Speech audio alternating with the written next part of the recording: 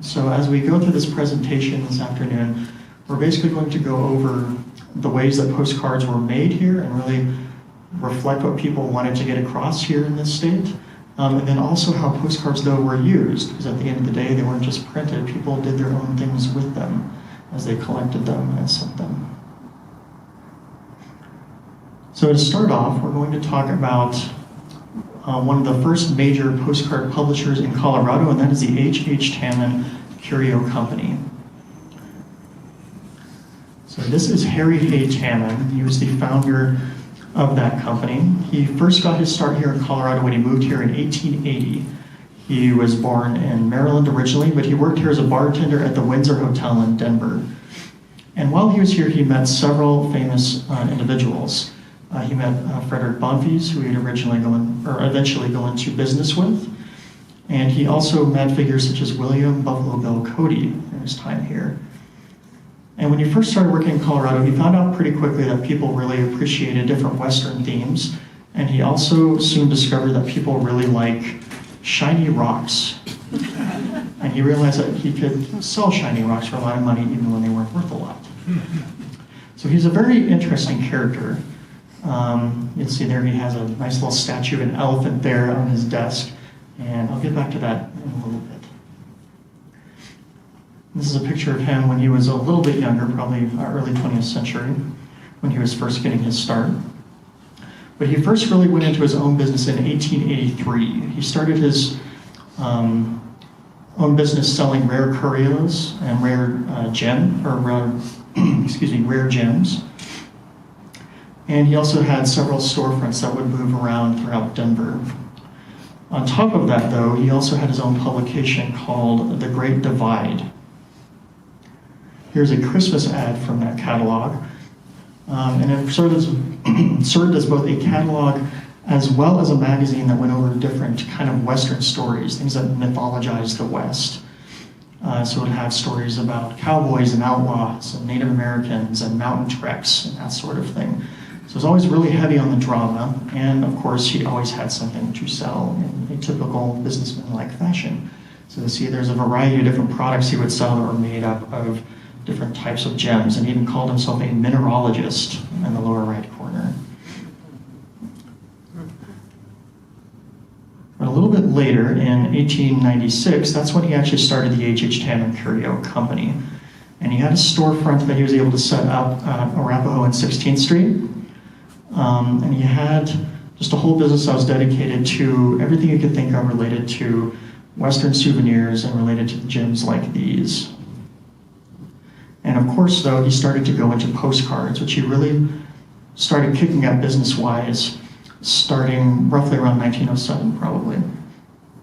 And you see here, there's a variety of different kinds of postcards he advertised, postcards that would tell different jokes, have Western themes. You see there's some mountains represented, kind of Native American imagery, just anything that could really get across this idea of the Wild West. However, Tannen was also famous for other things. He's most famous for going into business with Bonfils to start the Denver Post. At the time, it was the Evening Post. Didn't get the name change until 1901 to Denver Post. But he and Bonfils operated the newspaper and really ran it in kind of a yellow journalism kind of fashion.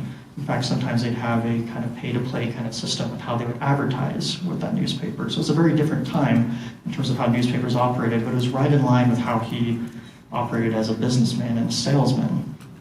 So he had kind of a reputation in that sense. And also,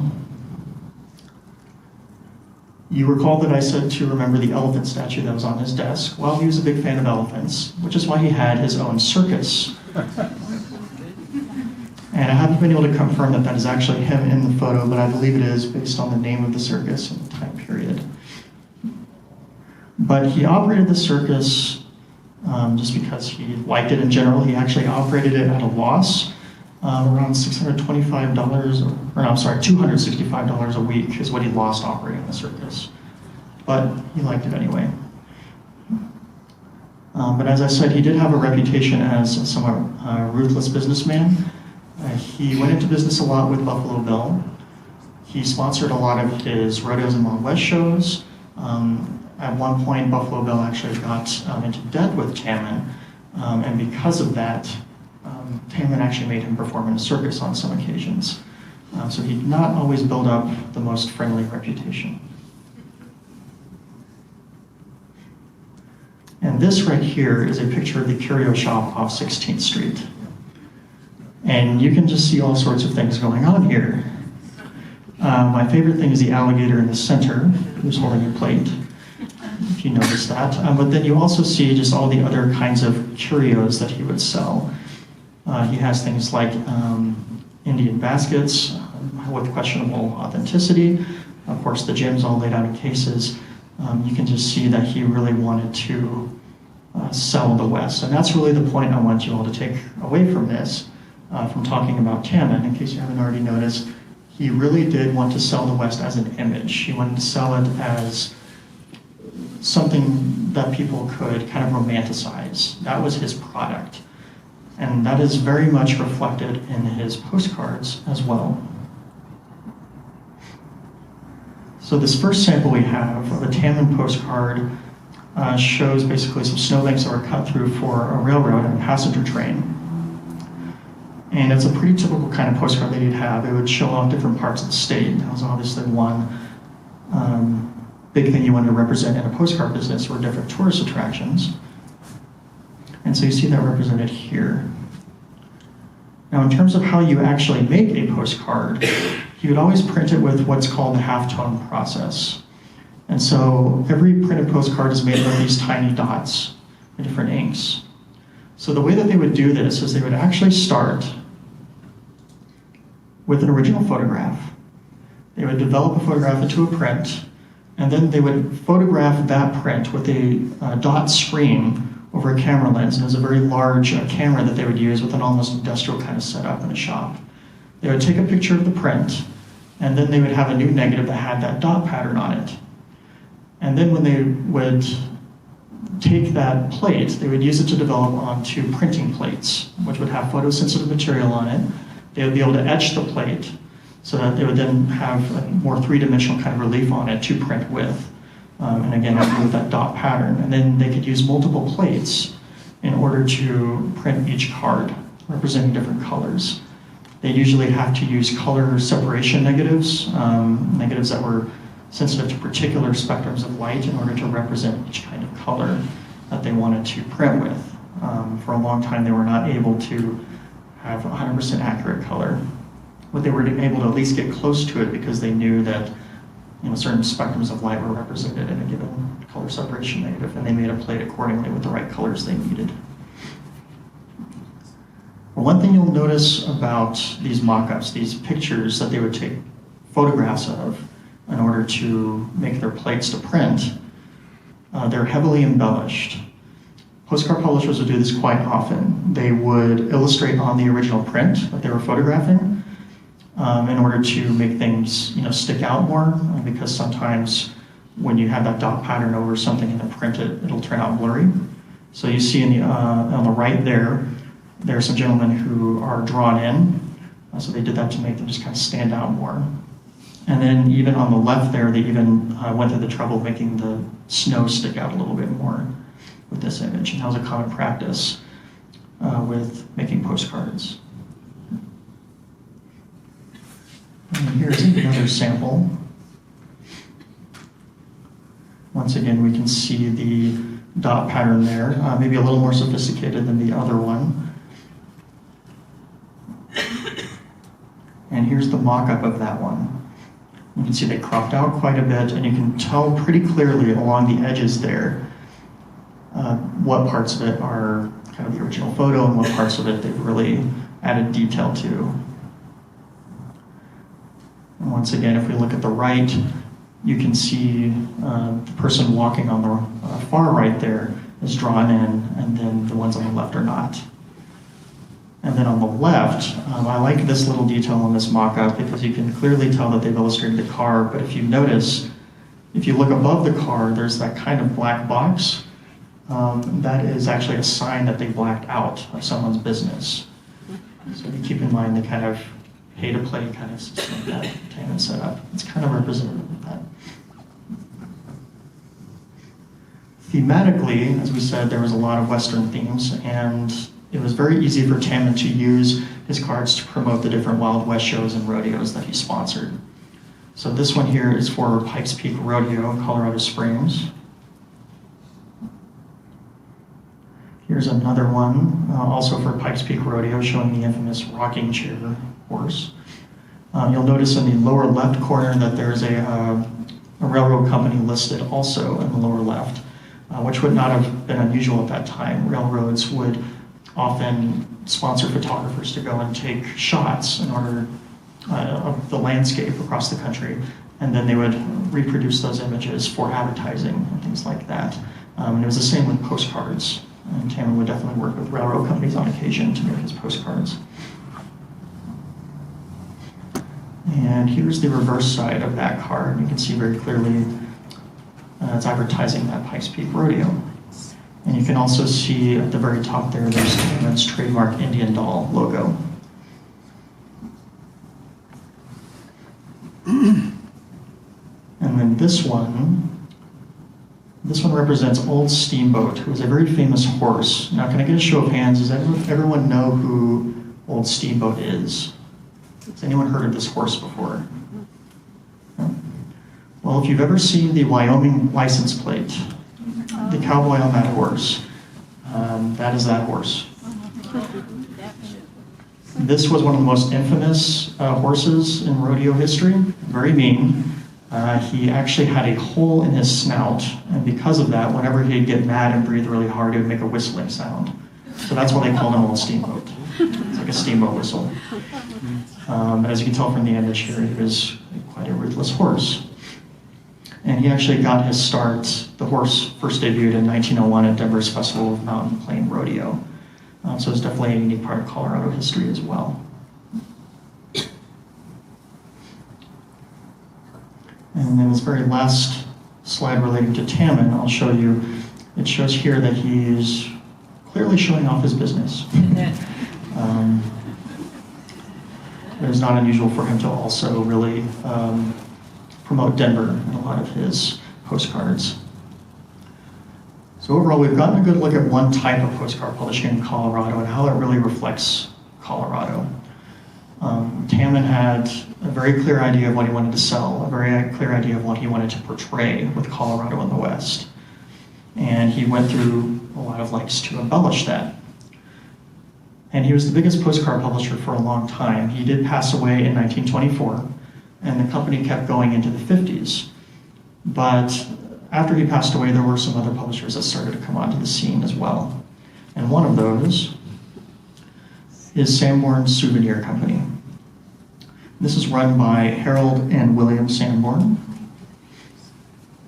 So this is a page from 1930 census. And Harold Sanborn is listed here with his family. And you'll see on the right there, both he and his wife Mabel are listed as salesmen.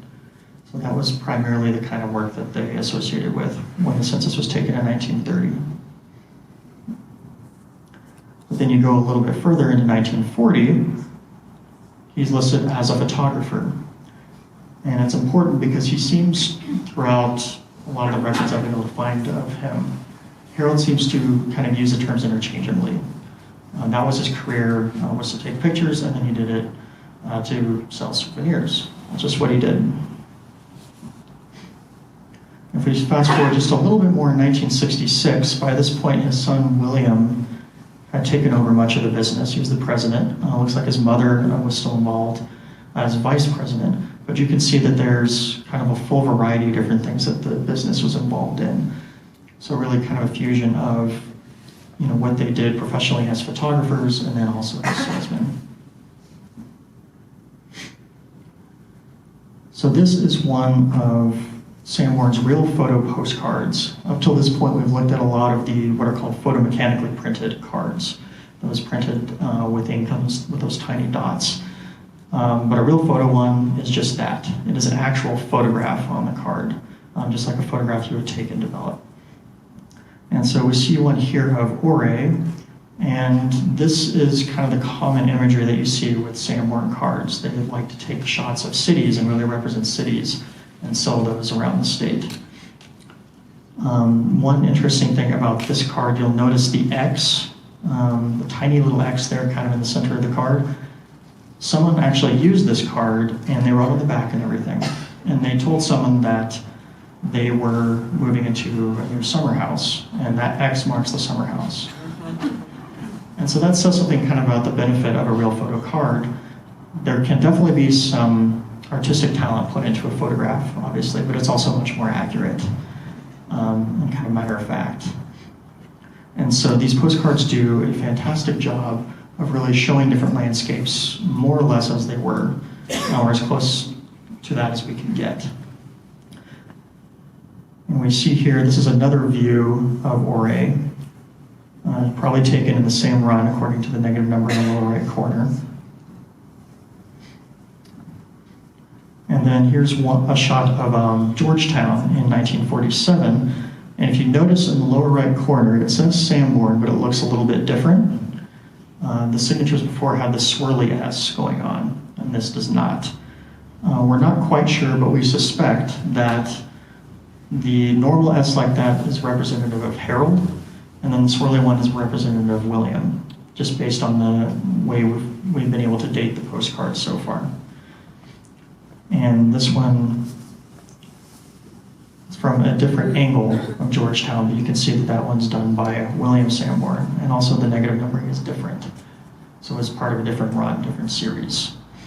And this is all very important because Sanborn's real photo cards do a great job of documenting. We saw with Tannen that he did a good job of kind of trying to represent and kind of romanticize different parts of the West in Colorado. But the great thing about real photo cards by Sanborn is that to a certain extent, they really document what the landscape looked like. And over time, William would retake pictures that his father had taken previously. And so throughout the years, from really the 1930s and up into the 50s, we can see change over time with different landscapes.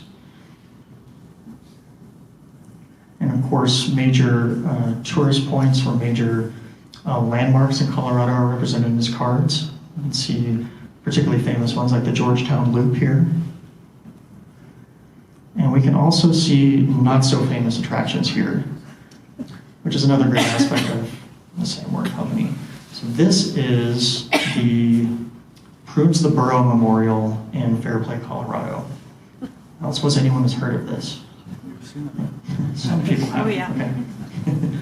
So Prunes was supposedly a 60-year-old burro in Fairplay, and he was much beloved because of the work he did with mines. He died, unfortunately, in a blizzard, and the monument was made shortly after in 1930. So this is just a great example of kind of a local community really kind of commemorating their mining history, in a sense. And so a lot of Sanborn's cards also take pictures of kind of side-of-the-road oddities like this, which have deeper meaning maybe to local communities. And so it does a good job of really documenting all that.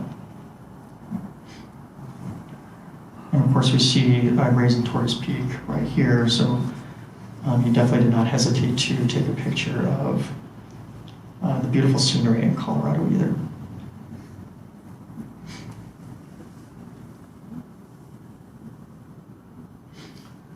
So the real photo postcards are some of the most unique aspects of Sanborn Souvenir.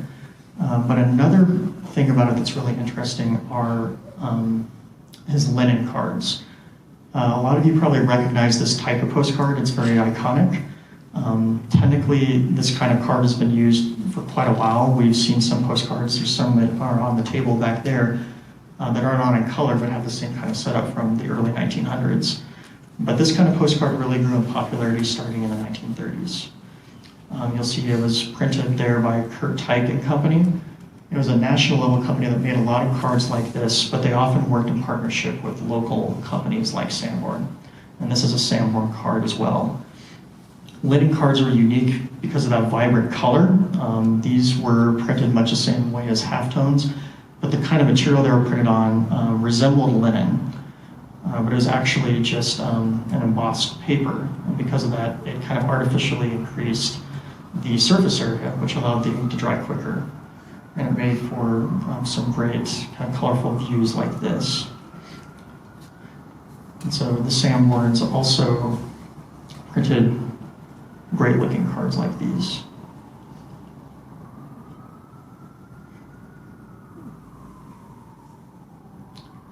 All right, so the Sanborn Souvenir Company was kind of the largest postcard publisher after Tannen, and the years after the Tannen Curio Company operated. But there are also some very small publishers that are quite interesting. So the Rocky Mountain View Company, in order to get to know what this company was all about, you have to know Glenn Gebhardt.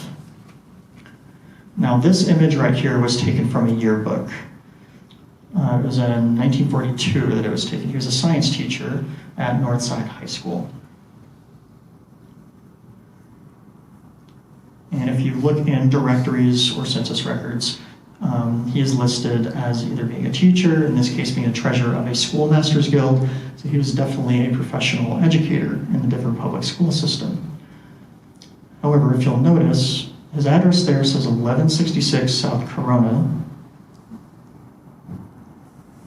If we look at this postcard, it might be hard to see on there, but in the lower right corner, you can see the name of Rocky Mountain View, and then Glenn Gebhardt, and then that same address, 1166 South Corona, which implies that Glenn Gebhardt actually operated a postcard business out of his home, and which was totally possible. Real photo postcards could be used by larger businesses like Sanborn, but it could also be used by smaller businesses or even individuals in some cases. That's because you could order photo paper that had the backs of postcards on them, and as long as you knew how to develop the photo, you could do that. So individuals could do that, stores might be able to do that, even small businesses like Deb Hertz. And much like Sanborn and Tannen, he took pictures of different tourist spots in the state. And he even made his own advertisements. And we see here he also specialized in other kinds of photography and expanded his business. He would usually take his pictures in the summertime. He would teach during the school year and then go in the summers and travel around the state and take his images, which might be one reason why, as it says on this card here, that he wouldn't be available until July or August to actually sell the cards.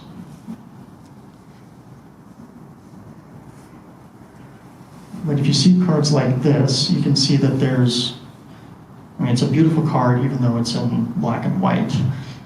And that's one thing that Gebhardt was very passionate about, was photography and also the outdoors.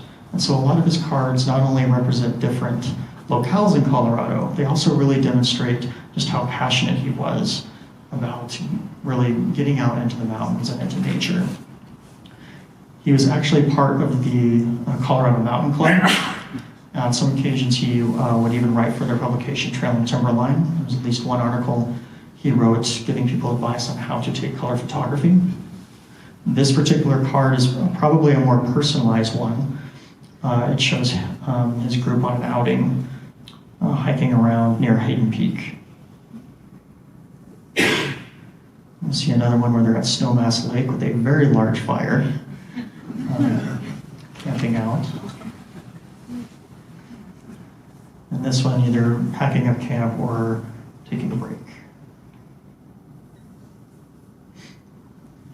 And we see here too, just to get in line with the holidays, we see a nice sample of his card making ability, his photography and postcards. But that's the great thing about a lot of Gebhardt's postcards, is that they could be much more personalized.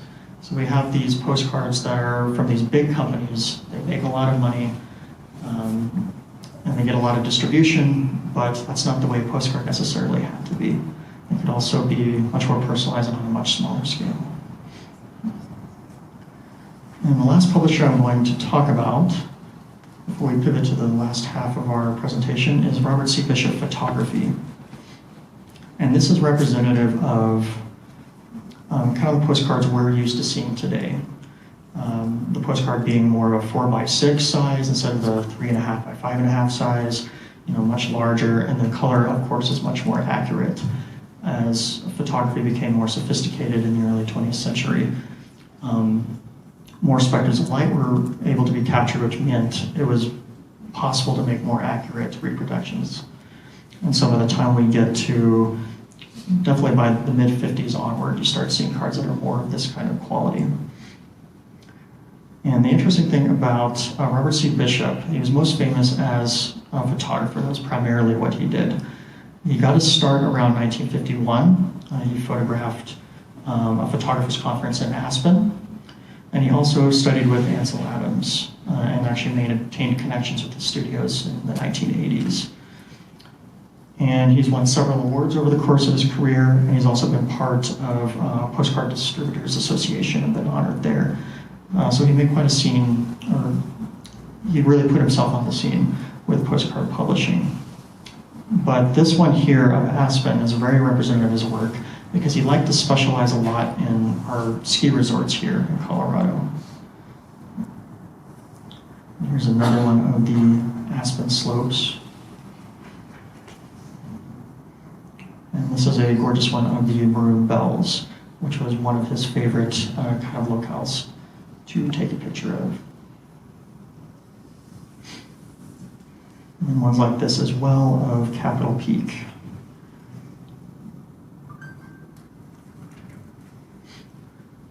All right, now to pivot to the last part of our presentation today, we're going to talk about the ways that people used postcards. We've seen the ways that publishers wanted to demonstrate the state, the ways they wanted to represent Colorado and its history. But sometimes when people would get their hands on a postcard, they'd want to do their own kind of thing with it. And there's an awful lot of things you can do with a postcard. So this is a postcard, as you can see, of the Brown Palace Hotel in Denver. And this one's from 1907. And you can see there's a ton of writing on the back. And or on the front rather. And that's because you cannot write on the back when this was originally printed. Postcards did not have the divided back where you put both an address and a message on the back until around 1907. It was March 1907. And so before that point, people would fill in every nook and cranny of a postcard with their message. And of course, that's one of the main things people do with a postcard is write home. So this card here, as you can see, it's Colorado Fuel and Iron Company. It's a plant, one of their plants in Pueblo. And this is a message that was written by someone who came from very far away. All we know about him is that he was a minister. His name was Oliver, and he came all the way from Johannesburg, South Africa. He traveled here quite a bit over a number of years, starting in the 1910s, and he would write home a lot. Usually he would take a bunch of postcards, put them in an envelope, and then send them that way. We originally got this card donated to us by his family that still lived there in South Africa. But the great thing about his cards is he always makes sure to write a lot of detail about every place he goes, and he'd write to his grandchildren and his children, and really tell them everything there is to know about a particular place in Colorado. And so it's very hard to read this. We had quite a fun time trying to decipher what he wrote when we were processing these, but part of this message says, "These buildings aren't on fire, but are simply iron furnaces and such like, for melting and forging iron and steel. There are many men employed there, indeed. Pueblo depends on such businesses for its wealth." And so just in a very quick snapshot, someone's able to use this card with an image and with their message, relay exactly what that place is about in a nutshell. Here's another card that he sent, this one from Victor, Colorado. So you can see the full kind of landscape of the town, but then also in the background you see a lot of the mining camps. And of course the first thing that Oliver noticed was the fact that there's so much mining going on here. And apparently he sent some ore home to his grandson. That's what it says in the message, something about ore. So he likely took some sample of gold ore to send back to his grandchildren. And he says, "This is ore from gold mining camps. We have many such camps in Colorado."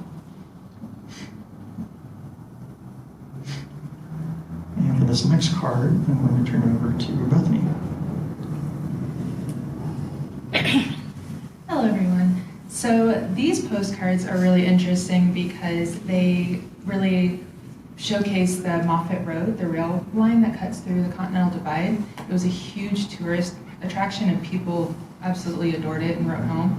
These next two are from a guy called Uncle Chris, writing to his niece about this Moffett Road and how you can only take the train it only ran during the summertime. And during the winter, the snow was just insane. And he even talks about how they would have to take the rotary plows through there, even during the summer. And so even one of the postcards in the back show the people with the snow drifts. The rotary plow would just go on through, and people loved seeing the 30-foot high snow drifts and would stop and throw snowballs at each other and everything. So it's really interesting to see how people even typed, which is really nice for us to read, just how they were able to experience such really cool Colorado things. Especially, this is probably one of my absolute favorites, the Manitou Incline, which was originally created for them to bring up materials at Pikes Peak to build the pipelines. And once that was done, they turned it into this tourist attraction. And this real photo postcard shows how they had how they had the track just go almost straight up and how spooky it was. This guy's message is probably one of my absolute favorites, saying that this is worse than any roller coaster that has ever been, and how it was scarier going all the way up and looking back down. And he even draws the little angle of how steep it actually was. So it's just really cool to see how people just kind of documented their memories and shared them with people using postcards like these.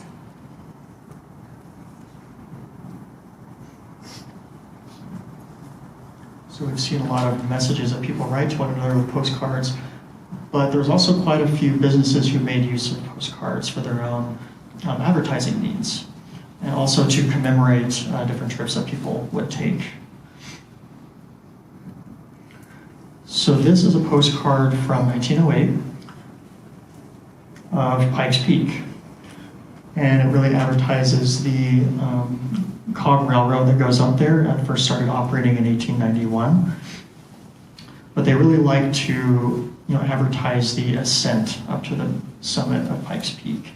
So that included either by that cog railroad or by a burro like we see there in the image, or even people just hiking right on up there.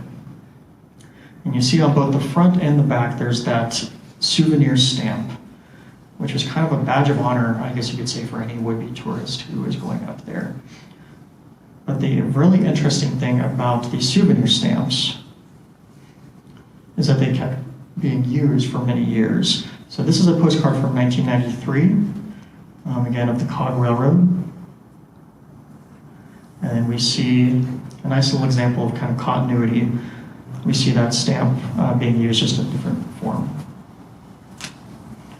So you can see that a postcard really made for a great memento of a trip, and sometimes businesses would just make that for people, so they wouldn't have to write their own message.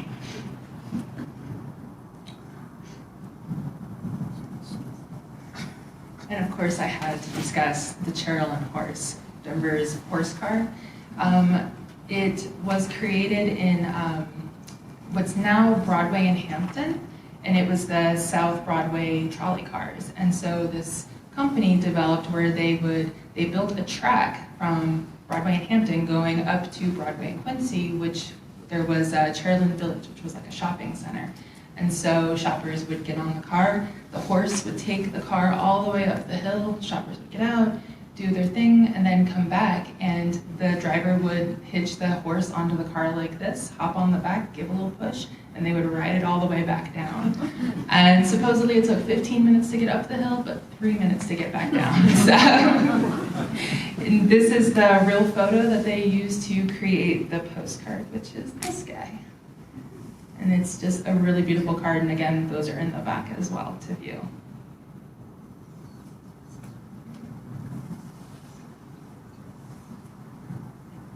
Right. And our next example is the Central City Opera House. They made very good use of postcards.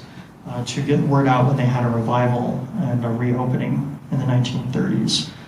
The Opera House was originally built in 1878, but financial trouble soon followed after the completing of the Tabor Opera House in Leadville, which opened up in 1881.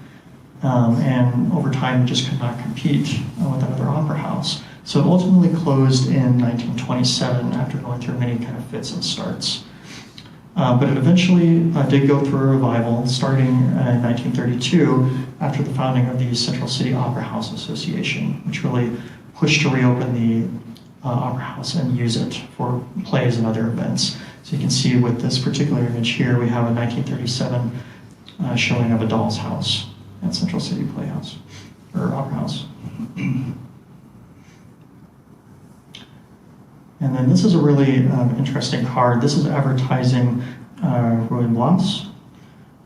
There's a drama performed there in 1938 with Helen Chandler. And for those of you who may not know, she's best known for her part in the 1931 movie Dracula. And then that's her husband, Bramwell Fletcher, there as well. But you can see this postcard. With this one, they spared no expense. They actually had a photo studio out in New York take the images, and then they would distribute these kind of cards to really advertise the shows.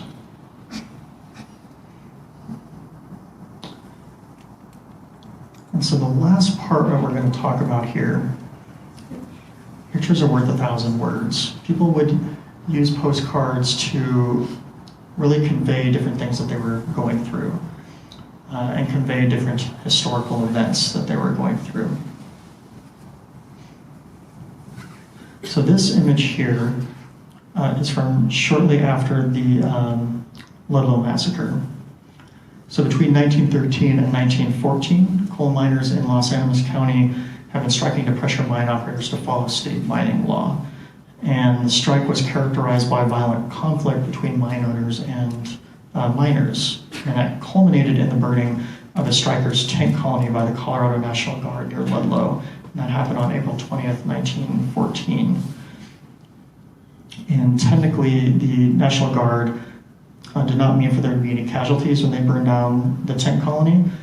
Much of the tent colony was evacuated before the National Guard had arrived. However, there were some women and children who had remained there, and they unfortunately passed away in the fires that were set.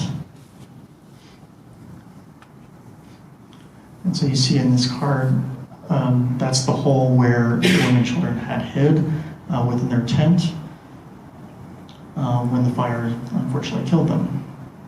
And so images like these were used to great emotional effect. Louis Dahl, the photographer who took these shots, he distributed these these photographs to several parts of Colorado. And many of his images also documented kind of the aftermath of the events and how people were reacting to them, and they made their way into newspapers. And you can see here once again an image that documents everything that had happened with the massacre.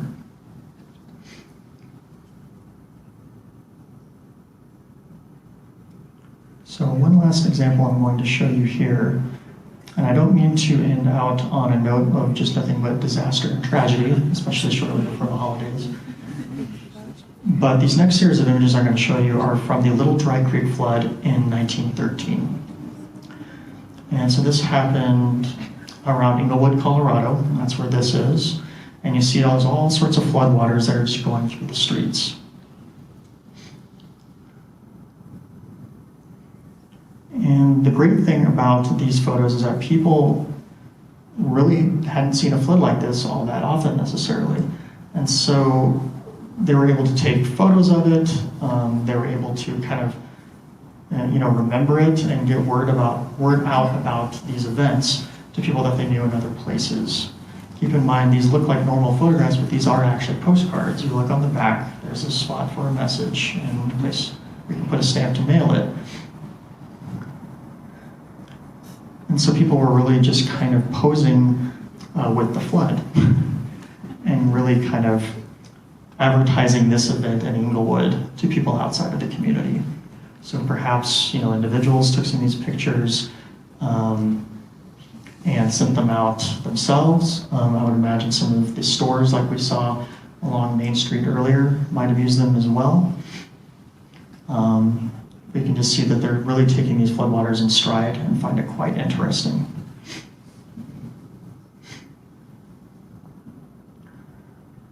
So that's my presentation for the afternoon. We've seen there are many ways that people can use a postcard, and there are many ways that people intended to use them when they printed them earlier in the 20th century.